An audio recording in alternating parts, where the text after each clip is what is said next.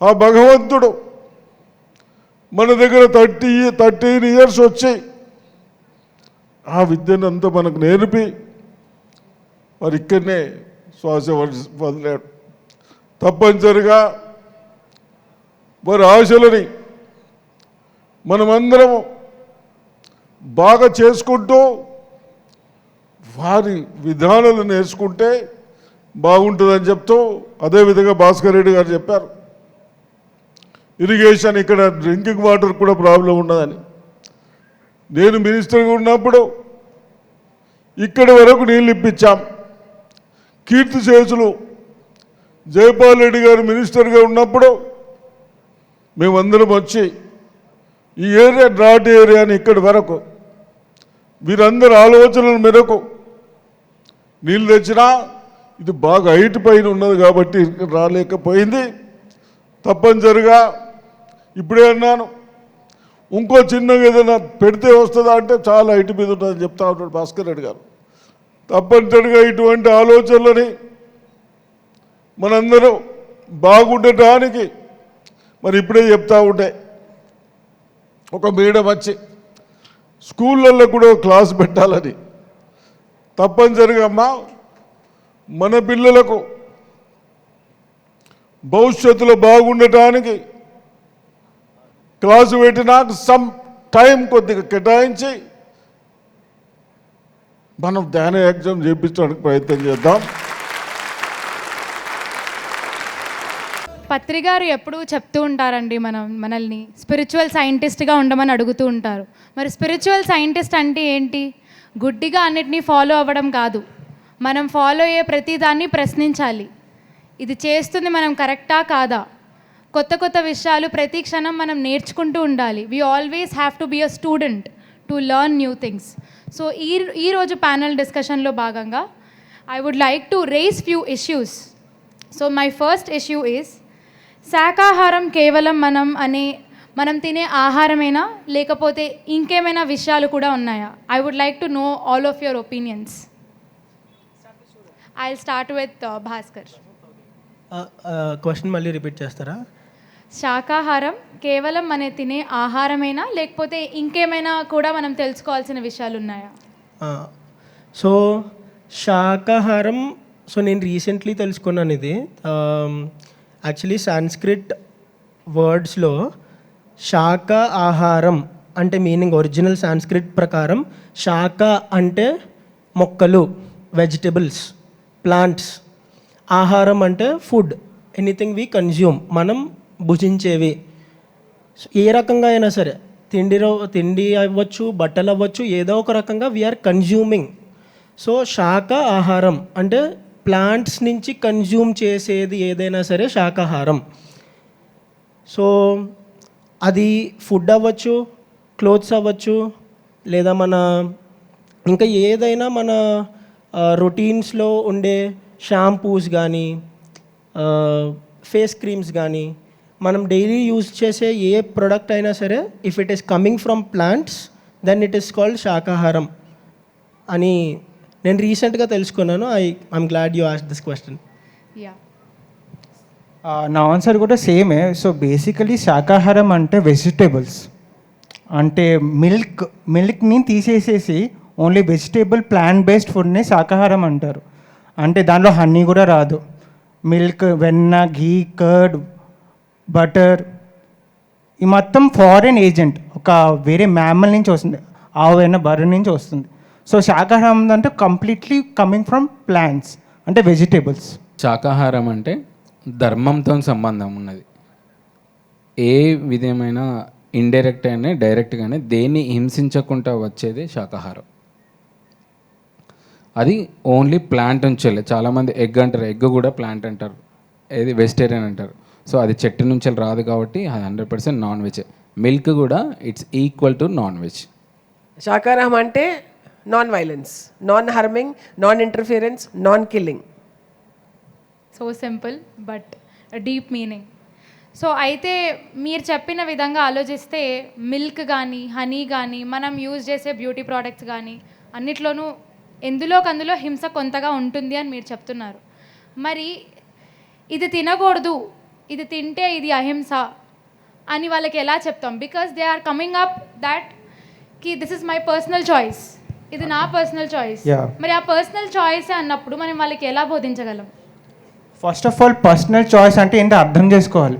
అంటే personal చాయిస్లో victims ఉండకూడదు బేసికల్గా. అంటే వేరే ఒక ఏజెంట్ ఉండకూడదు. అంటే ఇప్పుడు మిల్క్ ఐటమ్స్లో ప్రాబ్లం ఏమవుతుంది ఏమంటే, తల్లి పాలు ఫస్ట్ ఆఫ్ ఆల్ ఎవరికి? పుట్టిన పసి బిడ్డకే, అంతే కదా.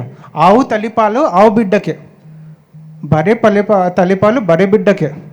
సో ఇప్పుడు ఏంటంటే మనం ఏం చేస్తున్నామంటే ఈ డైరీ ఇండస్ట్రీలో ఒక కాఫ్ని ఒక మదర్ని సపరేట్ చేస్తున్నాం, మిల్క్ని ఎక్కువ మనమే ఎక్స్ట్రాక్ట్ చేస్తున్నాం. సో ఇప్పుడు ఏమవుతుందంటే అది హింసతో ఉండే ఫుడ్ని హింస ఫుడ్ అంటారు. అహింస అంటే మొత్తం ప్లాంట్ బేస్డ్ని అహింస అంటారు. That is the problem with the milk products. చాలామంది అహింస ఫుడ్ అంటే శాకాహారం, మనం శాకాహార ర్యాలీస్కి చాలామంది వెళ్తూ ఉంటాం. సో వెళ్తా అంటే మనము ఇప్పుడు పాలు పెరుగు అన్నీ మనం కన్జ్యూమ్ చేస్తాం. ఇక్కడ అన్కాన్షియస్నెస్లో అంటే మనం తీసుకున్న ఫుడ్ కాన్షియస్నెస్లో ఉండాలి. అంటే మనం తీసుకున్న ఫుడ్ ఎంత కాన్షియస్గా మనం తీసుకున్నది కరెక్టా కాదా, అది ధర్మంగా మనం ఫుడ్ తీసుకుంటున్నామా, ఎవరిని డిస్టర్బ్ చేయకుండా ఏ ప్రాణిని హింసించకుండా తీసుకుంటున్నామా లేదా, అది అహింస అంటే. అంత కాన్షియస్నెస్లో మనం ఉంటామో, ఎంత కాన్షియస్ అంటే మనం వేసుకునే బట్ట, మనం తీసుకునే కాస్మెటిక్స్ కానీ మనం చేసే ప్రతి ఒక్కటి మనం కాన్షియస్నెస్లో ఉండాలి. ఇప్పుడు ఇంకొకటి ఏంటంటే మనం వాడే ప్లాస్టిక్ కూడా ఎంత హాని అంటే ఎన్వైరన్మెంట్కి. Personal choice, okay. Personal choice అంటే నీకు ఎవరికి హింసించకుండా ఉండేది, అది నీ పర్సనల్ చాయిస్ అయి ఉండాలి. నేను నాన్ వెజ్ తింటే అది నా పర్సనల్ చాయిస్ అంటే అది రాంగ్. సో ధర్మంకి విరుద్ధంగా వెళ్ళడం అది పర్సనల్ చాయిస్ కానే కాదు. ఇప్పుడు మనము ఏ షర్ట్ వేసుకుంటున్నామో అది పర్సనల్ చాయిస్, ఏ ఏమంటారు ఏదన్నా ఏ చీర కట్టుకుంటున్నామో అది పర్సనల్ చాయిస్, ఏదన్నా వంట చేసుకుంటున్నామా అది పర్సనల్ చాయిస్, లేకపోతే ఏదన్నా పాట పాడదామా పర్సనల్ చాయిస్, డాన్స్ చేద్దామా పర్సనల్ చాయిస్. ఇక్కడ ఏంటంటే నీకు మాత్రమే నీకు ఎఫెక్ట్ అవుతున్నావు. ఎప్పుడైతే మనం వేరే వాళ్ళని ఇబ్బంది పెట్టి, వేరే వాళ్ళని హింసించి, వేరే వాళ్ళని చంపి మనం చేస్తున్నామో అది పర్సనల్ చాయిస్ కాదు. ఎందుకంటే వేరే వాళ్ళని మనము ఎఫెక్ట్ చేస్తున్నాం కాబట్టి. మొదటిగా మన జగద్గురు బ్రహ్మర్షి పితామహ పత్రేజీ గారికి మనస్ఫూర్తిగా నేను కృతజ్ఞతలు తెలియజేసుకుంటూ, మరి పత్రి సార్ చెప్పారు, నా ఒకే ఒక కోరిక, ఒకే ఒక లక్ష్యం అహింసాయుత భూమాత సాక్షాత్కారం అని చెప్పేసి. ఎప్పుడైతే ఈ భూమి మీద అహింసాయుత భూమాత సాక్షాత్కారం జరుగుతుందో, ఎక్కడైతే జీవహింస అనేది లేకుండా పోతుందో, ప్రతి జీవి కూడా ఈ భూమి మీద స్వేచ్ఛగా జీవించగలుగుతుందో, మనుషులతో పాటుగా మనకి స్వేచ్ఛగా జీవించే హక్కు ఎంత ఉందో ఈ భూమి మీద ఉన్న ప్రతి మూగజీవికి కూడా అంతే హక్కు ఉంది. అలా ప్రతి ఒక్కరూ కూడా స్వేచ్ఛగా జీవించగలిగినప్పుడే మనకి వసుదైక కుటుంబం అనేది ఏర్పడుతుంది. మరి అలాంటి వసుదైక కుటుంబాన్ని నిర్మించడం కోసం పిఎస్ఎస్ఎల్ మూమెంట్ని స్థాపించి 40 సంవత్సరాలుగా ఎంతోమంది పిరమిడ్ మాస్టర్స్ తయారు చేశారు మన పత్రిజీ గారు. మరి అందులో ప్రతి ఒక్కరూ కూడా ఆ యొక్క లక్ష్యం కోసం అహర్నిశలు శ్రమిస్తూ ప్రపంచవ్యాప్తంగా ఎంతటి ధ్యాన ప్రచారాన్ని చేస్తున్నారో, ఎంతటి అహింస ప్రచారాన్ని చేస్తున్నారో లెక్కే లేదు. వాళ్ళందరికీ ఈ సందర్భంగా నేను కృతజ్ఞతలు తెలియజేస్తూ, అందులో ఒక్కడిగా ఉన్న నేను మరి వసుదైక ఫౌండేషన్ స్టార్ట్ చేసి ఇక్కడ ఉన్న ఎంతోమంది యువత ద్వారా ఎన్నో వినూత్నమైన ఆలోచనలతో ఈ ధ్యానాన్ని, శాకాహారాన్ని ముందుకు తీసుకెళ్లే ప్రయత్నం చేస్తున్నాము. ఇందులో భాగంగా మొదటిగా ఎస్ఆర్ నగర్లో గురుస్థాన్ అని స్థాపించడం జరిగింది 2.5 సంవత్సరాల క్రితం. ఆ 2.5 సంవత్సరాల క్రితం స్థాపించిన గురుస్థాన్ ద్వారానే ఈ రోజున ఇంతమంది యువత ధ్యానం నేర్చుకుని ఆర్గనైజర్స్గా ఉంటూ ఎన్నో కార్యక్రమాలు చేస్తున్నారు. ఈ యొక్క గురుసేనకి గట్టిగా క్లాప్ చేస్తూ, మరి ఇంత గురుసేన రావడానికి ఆ గురుస్థాన్ ద్వారా మొదటి పాత్ర పోషించింది సంధ్యమ్మ. ఒకసారి ఈ సందర్భంగా సంధ్యమ్మకి మనస్ఫూర్తిగా కృతజ్ఞతలు తెలియజేద్దాము. సంధ్యమ్మ ఫ్యామిలీ అందరూ కూడా ఆ ఒక్క ఫ్యామిలీతో మొదలైంది గురుస్థాన్.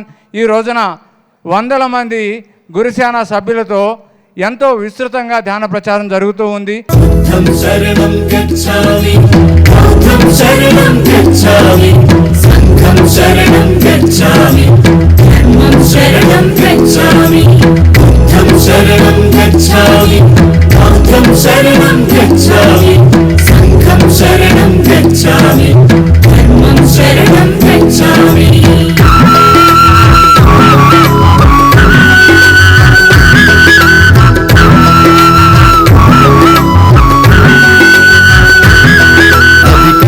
వస్తు నగరం ఇది శుద్ధోదన రాజ్యం మాయా కడుపున జననం ఇది మానవ జాతికి వరము ఈ భువనంపై ఓ బుద్ధుడు తన పేరే సిద్ధార్థుడు బుద్ధం శరణం గచ్ఛామి బుద్ధం శరణం గచ్ఛామి సంఘం శరణం గచ్ఛామి ధర్మం శరణం గచ్ఛామి